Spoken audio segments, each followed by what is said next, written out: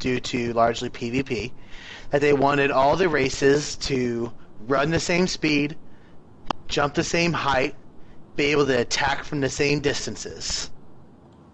And same hitboxes. Yeah, well, in the same hitboxes. So when looking at this, they had to sit there and actually figure out what to do about the Asura, these small little creatures, that to somehow make them do this amazing things.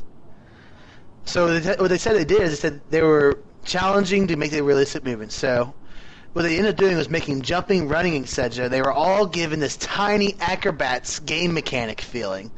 So we got like the Asuras are like these. They have these long strides for their runs, and they can do these. They can jump really high, maybe do flip in the air. I'm not really sure, but it's like these tiny little acrobats just jumping up in the air for us, or doing these long leaps as they do their runs, and that's how they try to make them meet up with it.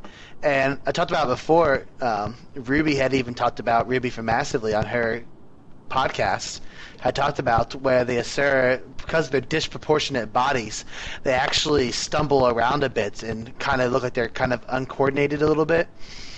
And where if you try to stop, they might wobble back and forth or such, or jump, they give a little squeal or something. So I think it sounds like what they did is they did a pretty good job of making them as realistic as possible and giving that kind of humor to the situation. And they said what they wanted us to get the feeling of as well is the fact that the Asura are this proud race that views themselves as this great and awesome race, yet at the same time everyone else views them as kind of funny or kind of questioning them. What do you think about the movement? Well, it definitely shows that the Asura, so when they say they can do everything, they can. They're just jumping around, and there's actually a video, I don't know if you're going to play that or not, but you can see the Asura take like these huge, like really fast leaps and just is everywhere at once. And it just, I don't know, it looks kind of fluid, but at the same time, we were talking about a video game here, it's just throwing fireballs isn't really realistic. It does look very unrealistic, but if you just imagine that there's a little tiny super quick acrobats like they're supposed to be, then I don't think the animations fit that. But it's definitely not as fluid or as as intentional as any other animation will look like, more than likely. Let's take a moment and actually look at the little video they provided us, their animation sample for the Asura.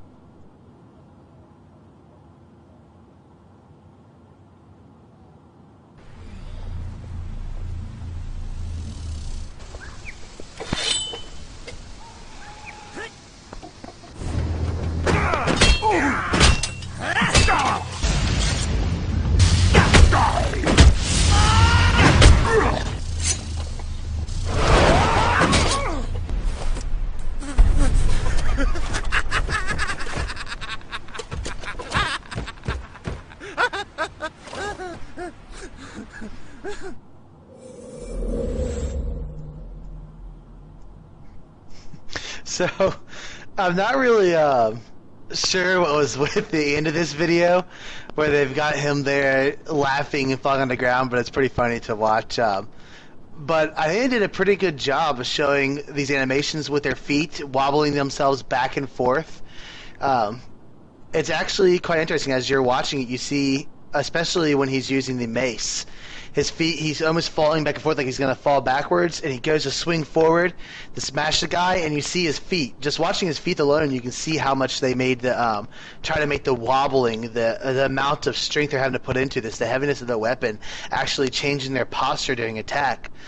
As opposed to a lot of MMOs where we see the characters stand still, flat on both feet, and they swing their weapon up and down, and woohoo, that's so much fun to watch.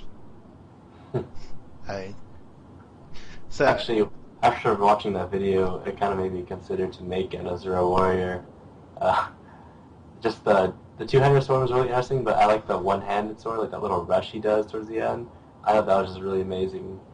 Oh, with the shield and the sword? Yeah. It is pretty good. The Asura is interesting. I may find myself having more than one Asura character at this rate, just to try out the different classes. It's almost like I want to play the Asura of each of the classes. Asura and Savari are my two races now. With all this going on, I'm just gonna buy extra slots for them. We're just gonna play them all. I want to see the personal stories too. In fact, talking about the personal stories, that was the last part of the week. After they did the acrobatics, talked about that. The last part of the week was what they called that old college try.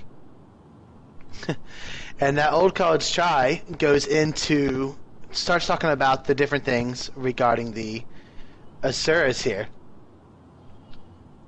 And the first thing they bring up is about the Arcane Council. And I thought this was pretty interesting. They stated specifically to us that the Arcane Council is actually consisted of Asuras who are too slow to make it into a crew for another position. It's almost like nobody wants to be a part of this Arcane Council. The people who lead the Asura, nobody wants to be a part of it, because I'm guessing the real people who lead it are the ones who come up with the inventions. So, that was a little bit interesting, as opposed to where we think of politicians are these amazing people. They don't care about the political life of things. They care about advancing technology, advancing their lives within the stuff. And then they jump to what they call crews, which I guess you can almost say this is kind of like a clan, except for where clans you stick with it, and a crew, it's like a temporary job. It's almost like the Asura move from one job to another, and when it's finished, then they're done with their crew and they move on. What's your idea on crews? Well, that very much sounds like it. Besides the Inquest crew, but for the other ones, it's like a party. There's a problem. They're a bunch of engineers. They put together a team to create a solution, and when the solution's resolved and everything's put together, they disband just like anyone else would in the real world. It does make sense. Actually, I'd say the party in games like we play is actually probably a perfect way to describe the crew in the Asura race. I mean, yes, they want to complete something. They gather the people they need to. They get it completed and they separate their ways. And they even said that they will oftentimes go back and work with the same crew that they had worked with people from the same crew that they got along with, which you a lot of times see in parties. You group up with people, you do a dungeon in a game, you go back and you do that dungeon again. You go up with a 5v5 in League of Legends, you want to party with that same person again if they did good. If they did bad, you try to stay away from them and block them. I bet you'll have to choose one crew whenever you play through the Asura campaign. I don't know if you have to choose a crew, or it might be that you participate through several crews, maybe. Well, you'd have to pick one to cooperate with. You wouldn't be permanently bound to it, I'm sure. Yeah. And then, but after the crews, they went into their colleges discussion about the different college we have here. And the first college is the College of Statics. And the College of Statics is the Builders College. They basically are the ones who build things to last. They build these great structures, they build it to last, they try to advance the buildings. And it's almost like they are the ones who possibly, I guess, build the city and then constantly update it and go to things.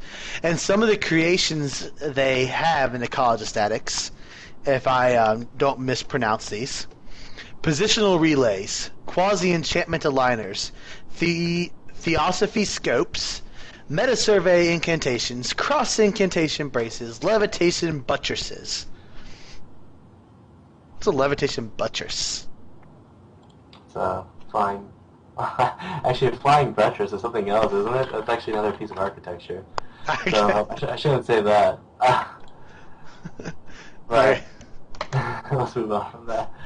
Also, it was the colleges I meant to say, not crews. I was saying in the campaign I could estimate that we're probably going to have to choose a college to go through to play through the beginning storyline.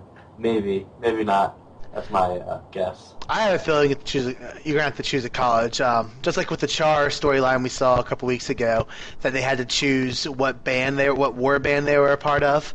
I think with Asura, you're going to be choosing a college. Are you going to be focused on statics or one of the other two?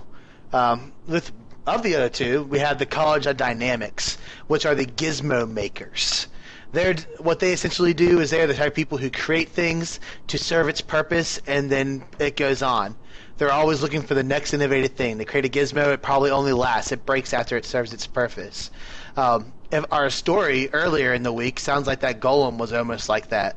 Something they created these little stones that he put into the golem, and it was only a temporary thing that he created, and so that he could put the stones inside the golem in order to allow it to last a few minutes in order to fight the enemy outside. So that's our dynamics with their canoptic enhancers, lunographic fasteners, torque abjurers, enigmaticons, karmic pressure gauges, kinetic spell churns, and magaphysical armatures. So actually, a pretty good connection that you just made between the story. If he was part of any college, it probably would be the Dynamics College, if he was ever part of one.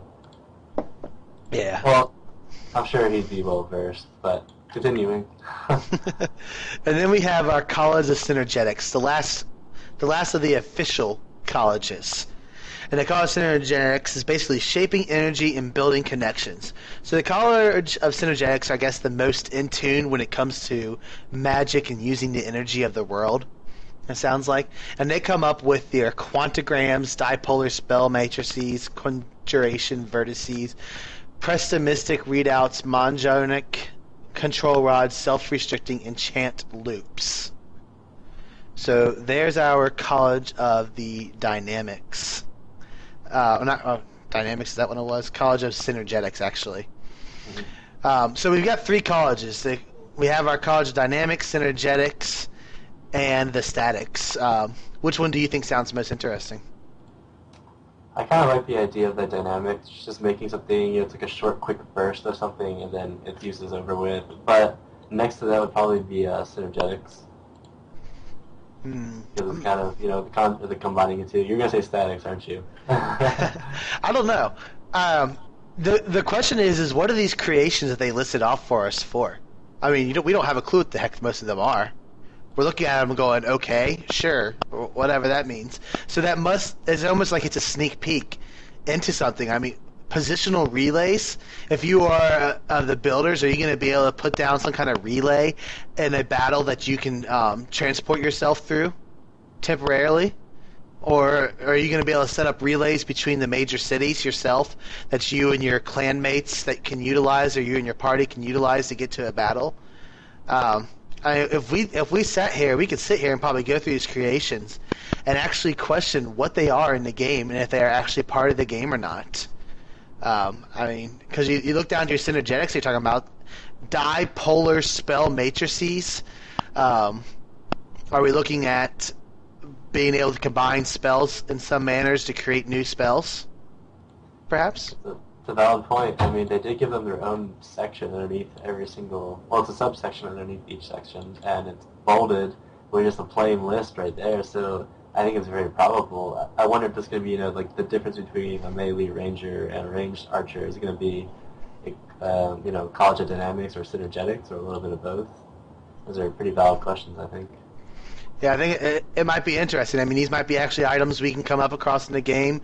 The question I have to ask, though, do all the other races have something like this? Or they actually, I mean, these are our creationists. Maybe it's part of their racial skills. Maybe if there's a racial attribute, racial interesting thing about the races and stuff, perhaps this is it for the Asura. They can do these little extra things they have, they can build and create and do. Part of their crafting system, perhaps. But other than the college, they brought down one more that wasn't actually a college from what they stated. It's called the Inquest, which is actually described